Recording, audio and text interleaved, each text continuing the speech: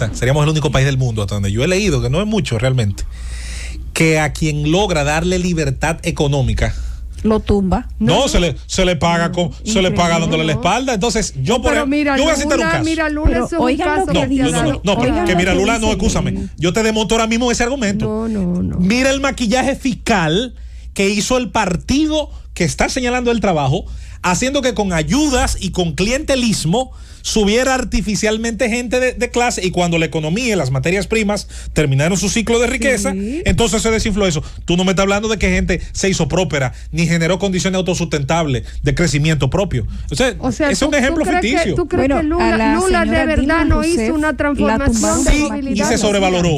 Sí, y se hizo sobre bases de barro, y ese barro, cuando vinieron las aguas, se lo llevaron. Bueno, pero era una situación. Hay otros países que tuvieron también ese momento de las materias primarias. Señores, voy a citar un ejemplo. Y no tuvieron esa movilidad social. Movilidad ficticia. Todo el mundo volvió otra vez para atrás. No, que no fue. Es el problema. Es que yo insisto, señores. Son un buen ejemplo. Es que tú tienes una situación que si tú puedes durar 10 años, 20 años construyendo algo. Si al final, si al último día se cae, la gente lo que va a ver es que se cayó. O sea, mira, aquí se decía que el gobierno de PLD se estaba beneficiando de la cuarentena, porque entonces estaba utilizando la cuarentena para llevar la asistencia social a la gente. Y el PLD se engañó también con eso. El PLD no se dio cuenta de que le estaba llevando ciertamente 5,000 pesos de solidaridad a una familia pobre. Y pensó que esa familia pobre tenía que agradecérselo, cuando esa familia pobre no se le iba a agradecer, esa familia, por otro lado, esa familia pobre trabajo, estaba recibiendo un castigo en términos de sus ingresos. Porque si fuera que ese hogar, el único ingreso que recibe es el de solidaridad, y tú dices, bueno, me lo aumentaron de 1,500 a 5,000, tú dices, mira, estoy mejor. Pero no estás mejor, porque tú tienes 1,500 que tú recibías, más 10,000 o 15,000 o 20,000 que recibía el pariente que tenía un negocito, el otro que tenía un chimichurri o lo que tú quieras. Todo eso desapareció. Te aumentaron a 5,000, pero esos 5,000 como quiera son insuficientes. Al final, ese pobre lo que veía era que su situación económica había empeorado desde marzo para acá. Eso te pasó con la clase trabajadora. El empleado que dice, bueno, yo conseguí mi empleo en los últimos 8 años en el sector privado. Mira, muy bien. Conseguí empleo porque la economía del país estaba bien. Sí, muy bien. Pero en el último mes perdí mi empleo o me suspendieron y lo que me están pagando son 8,500 pesos. El gobierno pensó que ese ciudadano le iba a agradecer y que iba a decir, me siento agradecido porque el gobierno por lo menos me está dando 8,500. No. Ese ciudadano lo que decía era, estoy frito. Hay un economista. Entonces, cuando tú tienes tu bolsillo afectado, independientemente de cómo tú hayas vivido en los últimos 5 años, los últimos 6 años, si tú tienes tu bolsillo afectado en el último mes, no es verdad. Yo creo que no fue un asunto económico, porque eso influyó. Aquí hubo muchísimos componentes, Susana. Sí, pero las clases más pobres no votaron totalmente en contra del PLD. Ni totalmente a favor tampoco. Al contrario, la clase más pobre. Ni totalmente a favor tampoco. Eso es mentira. No, mira, la clase más pobre no votó. Y te voy a dar un dato interesante. Entonces. No, pero déjame darte un dato interesante. Porque esa clase pobre que no votó, tal vez hubiera votado por el PLD. Déjame darte un dato interesante. Tal vez por el PRM. No, pero mira, déjame darte un dato interesante. En las elecciones pasadas. Tal vez por el PDI, quién sabe. Pero oye bien, oye esto, José Luis, oye esto. En las elecciones pasadas, en la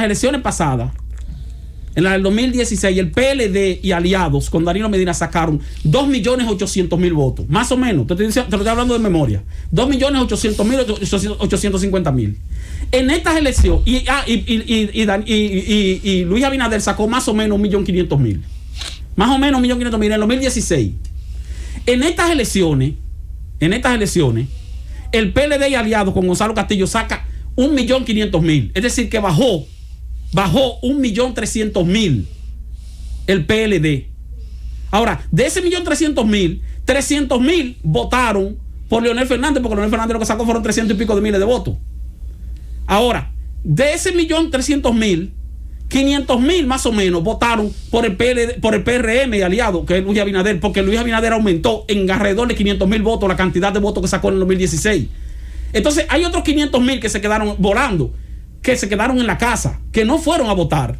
Ahora, esos 500,000 que no fueron a votar, tú dirás, no, pero tal vez esos 500,000 iban a ir a votar por el PLD. No, es posible que fueran a votar por el PLD o que fueran a votar por Luis Abinader o que fueran a votar por Leonel Fernández.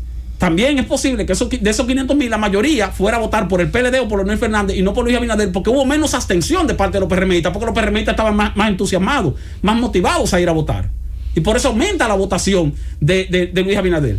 Tú recuerdas que yo dije aquí, tú te acuerdas que tú me decías, José Luis, al día siguiente de las elecciones, que tú decías, bueno, ya justificar cuando yo hablaba de la abstención. Porque la abstención beneficia al que está en primer lugar para llevar un 50%. Yo no decía que Luis Abinader iba a quedar en segundo lugar, ni que iba a perder las elecciones. Yo lo que decía era que iba a haber segunda vuelta, asumiendo que iba a votar más gente y que entonces ese porcentaje por encima del 50 podía entonces verse limitado. Lo que pasa es que esa fórmula tiene un componente un poquito difícil, y es el trasvase que tú haces mentalmente de que todo el que se quedó sin votar se hubiera ido a votar por el que quería. Yo hago ese trasvase, no discúlpame, yo hago ese trasvase asumiendo, porque todo lo que estoy diciendo es empírico, asumiendo que donde hubo menos abstención fue de parte de los PRMistas, o sea, el PRM fue a votar. Yo sí, los que estaban desmotivados para ir a votar eran precisamente los PLDistas, diputados o no diputados. Yo sí te digo que lo que se ha llamado el síndrome del lulismo no es un invento de Temo, es algo que ha sido establecido, donde se ha escrito, se ha analizado muchísimo, inclusive se ha definido como ese movimiento y con muchos o esa sesgos situación de gente que olvida todo lo que pasó en Brasil, la corrupción y el robo y la latrocinio. Pero la realidad es que no puedo decir que es una teoría política, pero es algo que se ha estudiado y ha sido objeto de reflexión. Oye, después que se inventaron la excusa, nadie queda mal, Susana. Bueno, pero no es que queda mal, porque quienes lo han conversado y quienes le han dado contenido a eso, han hecho mediciones, y no solamente Lula, que son aquellas clases que se movilizaron y después tienen otras expectativas, pero es el comportamiento humano que lo es así. Eso no es algo, porque tampoco podemos negarlo todo. O sea, no podemos negar que una persona, cuando va ascendiendo y saliendo de sus necesidades más perentorias, empieza a tener otras expectativas. Pero mire qué maravilla. Si no, eso pasó en el 20, pero en el 16 no pasó. En el 16 todavía no habían llegado a ese capítulo. Los clase medieros hechos al vapor no habían llegado a ese capítulo, ni en el 12, ni en el 8. No, porque eso es un movimiento muy lento, el traslado de las personas. Y tú lo ves también, porque hay cosas objetivas que te pueden medir. El ingreso per cápita de las personas.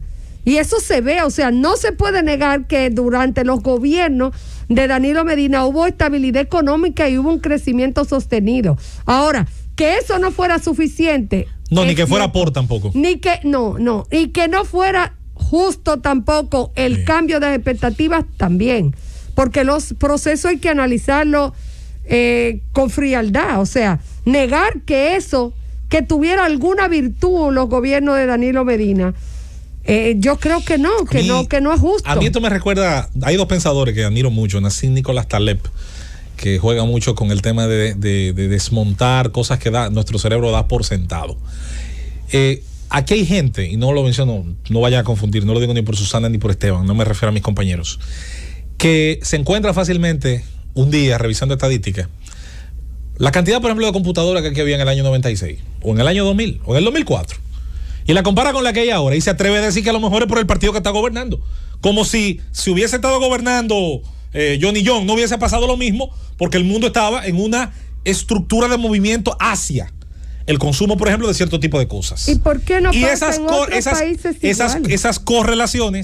Esas correlaciones, ¿quién dijo que no pasa en países similares? Claro que ocurre. No, por supuesto y ocurre incluso hasta mayor medida, pero bueno. Pero eso mismo te expresa que las decisiones y las políticas públicas estimulan el crecimiento. El tema está, insisto, en cómo juega la política, y esto dicho sea de paso, es un problema de la República Dominicana que yo ahí no distingo ni izquierda, ni derecha, ni centro. La estadolatría que hay en la política dominicana, la idea heredada de la dictadura, del presidente benefactor, de que gracias a somos X, es bastante curiosa.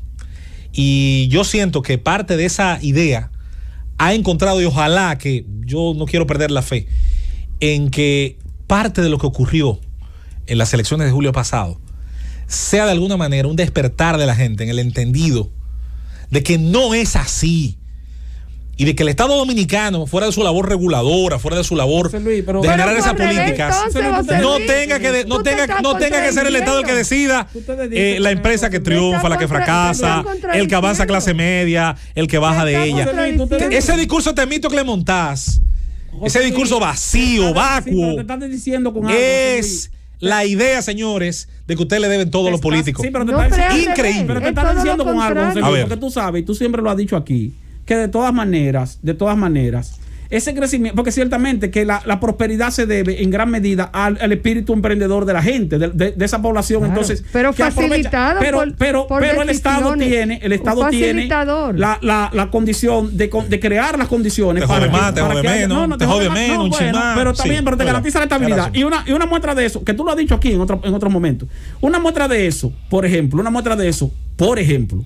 es el hecho de que aquí, si no fuera así, si los gobernantes no incidieran en una mejoría de la gente y en un empeoramiento. Y en un empeoramiento también. Entonces la gente no votará en contra ni a favor. Entonces ni siquiera hubiera elecciones.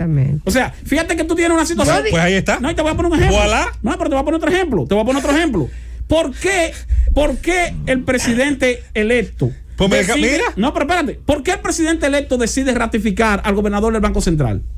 Por un asunto de garantía de cierta estabilidad, una estabilidad que viene del Estado, directo o indirecto, pero viene del Estado. O sea, este hombre ha demostrado que tiene la capacidad, tiene un equipo y tiene el respeto, así que para garantizar ciertas condiciones de estabilidad que al final se van a traducir en una mejoría en la creación de las condiciones para que ese pueblo que hoy día está en una crisis pueda tener esa forma de emprender. Sin embargo, ese pueblo acaba de rechazar a su benefactor económico. No, lo que pasa es eso. Lo que pasa es que no se trata de hacer o de ver como imprescindible un gobernante o de decir que ese crecimiento y esa prosperidad se debe a la gestión de un gobernante específico. Porque si no, entonces nos hubiéramos olvidado de algo. De que Balaguer precisamente dejó sentadas las bases para un crecimiento y una estabilidad en el año 96. Por ejemplo, cuando le dijo al presidente Leonel Fernández, te dejo lleno en la pista. Sí, pero decía José Luis que él esperaba que este proceso fuera el cambio de una mentalidad. Y yo diría que al contrario, es la reafirmación. Los 4 años de estabilidad. Es la reafirmación de que los ciudadanos. Para terminar esa parte, los 4 años de estabilidad económica y de crecimiento económico del 96 al 2000. Se le deben en parte al comportamiento que tuvo la gestión gubernamental, pero la otra parte se debe a las reformas estructurales que hubo previamente para garantizar entonces esa estabilidad. Sí, pero luego tú tuviste estabilidad en los 2 primeros años de Hipólito Mejía, que no se le deben precisamente a Hipólito Mejía, aunque sí se le debe. Fueron a pesar de Hipólito. Sí, bueno, a pesar de Hipólito no, sino que también para decirlo como es. Si no hubiera habido un manejo inadecuado. El efecto del Estado. No, pero perdóname tú a mí, porque tú tienes 3 horas hablando y no me dejas hablar. Yo no tengo que estar hablando, Susana, vamos a ser conscientes. Está bien. El asunto es que yo no puedo decir aquí que la estabilidad macroeconómica que hemos vivido en los últimos 8 años se le debe a Danilo Medina. Porque entonces yo te pregunto, ¿a quién se le debe la estabilidad macroeconómica de los 8 años anteriores y de los otros años anteriores? Al final entonces tendríamos que decir aquí que Leonel Fernández es mejor gobernante que Danilo Medina porque gobernó 12 años de estabilidad económica y de recuperación de una crisis, y Danilo Medina apenas gobernó 7 y medio, bueno, 8 ya, porque ya lleva 8, ya va a cumplir 8. O sea, tiene que ver en parte tu pueblo desagradecido, el comportamiento o la gestión del gobierno, pero esa estabilidad se sustenta en reformas estructurales que se realizan en determinados periodos, en determinados momentos, para que entonces el pueblo pueda seguir prosperando y aprovechando esa estabilidad para seguir desarrollándose. Susana. O sea, hay un componente de las dos partes.